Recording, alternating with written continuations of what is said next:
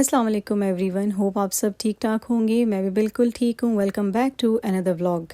Winters आ चुकी हैं जिसका हमें बड़ी शिद्दत से इंतज़ार था, लेकिन एक कहना चाहिए ड्रॉबैक है विंटर्स का कि विंटर्स आते ही अजीब सी खामोशी, उदासी और सन्नाटा सा छा जाता है। घर की बैक साइड पे भी देख रही थी, छतें कितनी बेरौनक सी लग रही थी। रौनक होती है 11 से 12 बजे के दरमियान, लेकिन मॉर्निंग में जो चहल पहल होती थी नमाज फ़जर के बाद, वो विंटर्स में बिल्कुल स्टॉप हो जाती है।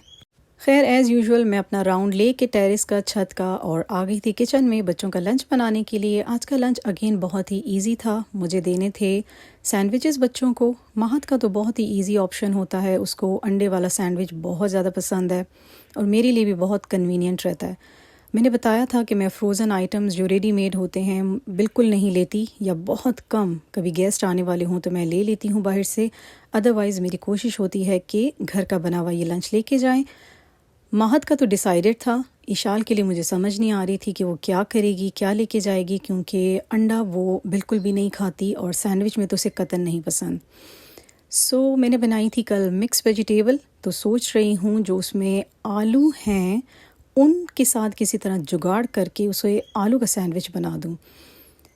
क्योंकि मैंने गलती से आलू में डाल दिए थे मोंगरे, जो कि मैंने बताया था मैं फ़्रेश मोंगरे लाई थी और बहुत ही मज़ेदार बने थे, बट बच्चों ने हाथ भी नहीं लगाया, टेस्ट ही नहीं किया कि ये गलती आपने क्यों कर दी मम्मा, आपने आलूओं के साथ मोंगरे क्यों डाल दिए।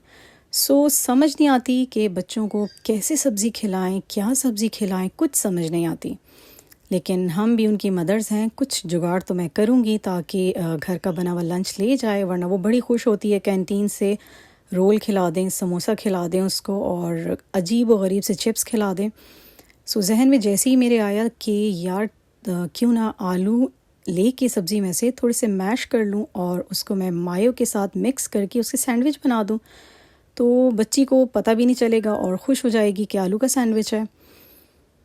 तो कुछ ऐसा ही जुगाड़ मैं यहाँ करने लगी थी एंड समझ बिल्कुल भी नहीं आती कि इनको किस तरीके से चिकन से हटा के हम वेजिटेबल्स खिलाएं। बच्चे हैं, शायद मे भी वक्त के साथ साथ ठीक हो जाएं, लेकिन हमारा बचपन ऐसा था कि हम हर एक वेजिटेबल खाते थे और कभी कुछ भी नहीं कहते थे कि ये क्यों बना और वो क्यों बना। हालांकि इसमें आलूओं की क्वांटिटी ज़्यादा है, आपको दिख रही है, बने भी बहुत मज़े के थे, लेकिन बस हम मदर्स ना फ़ेल हो जाती हैं बच्चों को ये वेजिस खिलाने में। मैंने यहाँ पे चंद एक आलू ऐसे निकाले कि कहीं भी उनके साथ कोई दूसरी वेजी टच भी ना करे, नहीं तो बहुत गुनाह कबीरा हो जाएगा। यहाँ आलू को फटाफट मैं कर लूँगी मैश और स्लाइसिस पे लगा दूँगी मायो। केचप भी लगाना नहीं पसंद करती इशाल, और उसको दे दूँगी मैं ये सैंडविचेस। ओके जी, लंच हमारा हो जाएगा डन, बच्चों का स्कूल लंच।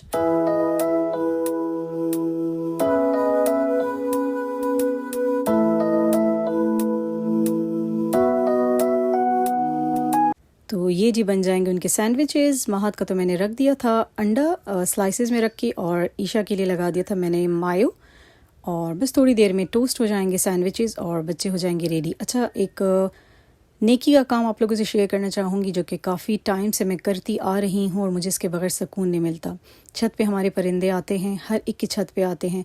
मेरी हैबिट है बहुत टाइम से कि मैं उनको ज़रूर खाना डालती हूँ, उनके बर्तनों को साफ़ सुथरा करती रहती हूँ।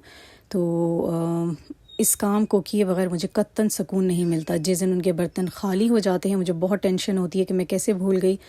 तो गीली रोटी फ़िलहाल तो बहुत शौक़ से खाते हैं, तो ये एक नेकी का काम मुझे बहुत अच्छा लगता है। कपड़े भी हो चुके थे ड्राई और बच्चे भी हो गए थे रेडी, बस इनको ड्रॉप दे के आऊँगी, और करीब ही स्कूल है और बहुत मज़े की ब्राइट धूप निकल आई थी, बहुत अच्छा लग रहा था।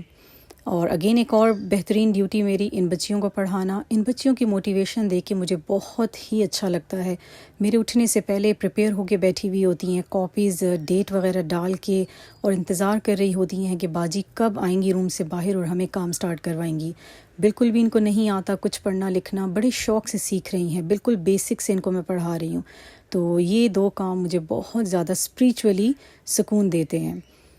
12 o'clock का टाइम था, थोड़ा टेरेस पे जाके बैठ गई थी और ऑयलिंग करवाना चाह रही थी अपने हेल्पर से। बहुत अच्छा लग रहा था इस वक्त, धूप थोड़ी थोड़ी सेकना, थोड़ा साया, थोड़ी धूप, बहुत अच्छा लग रहा था।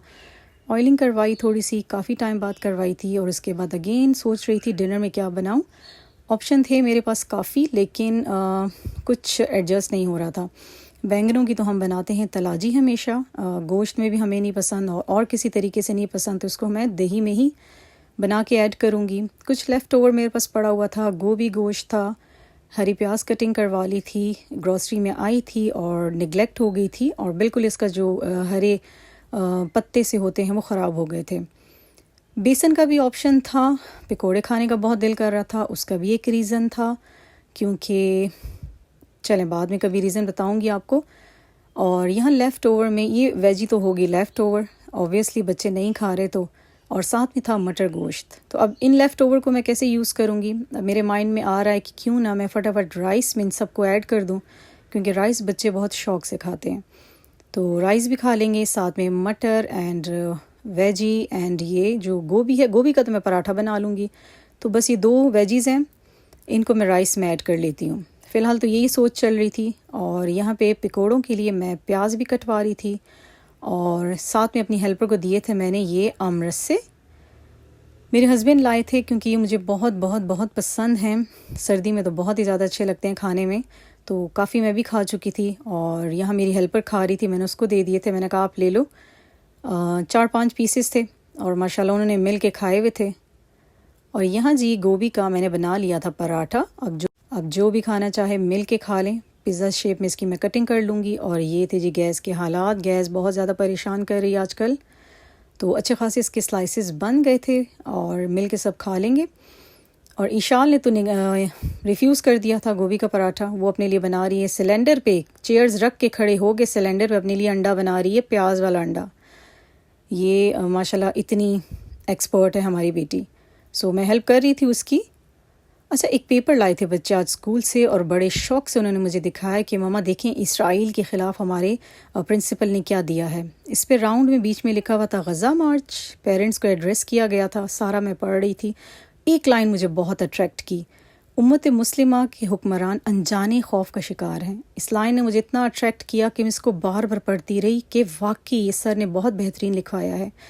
उम्मत मुस्लिमा के हुक्मरान वाकई ही अनजाने खौफ का शिकार है। हम उनको फेस ही नहीं कर पा रहे, हम उनके अटैक्स का कोई जवाब नहीं दे रहे। हम बाइकआउट कर सकते हैं, और हम मार्च, गज़ा मार्च के नाम से अब मार्च इंशाल्लाह निकलेगा 19 नवंबर को। देखते हैं क्या होता है। ओके जी, डिनर की सारी मेरी जो प्लानिंग थी धरी की धरी रहेगी। मेरे हस्बैंड वापसी में आते वक्त पिज़्ज़ा ले आए थे बच्चों के लिए, क्योंकि महत का ट्रिप भी जा रहा था कल, इनके ट्रिप स्टार्ट हुए हैं।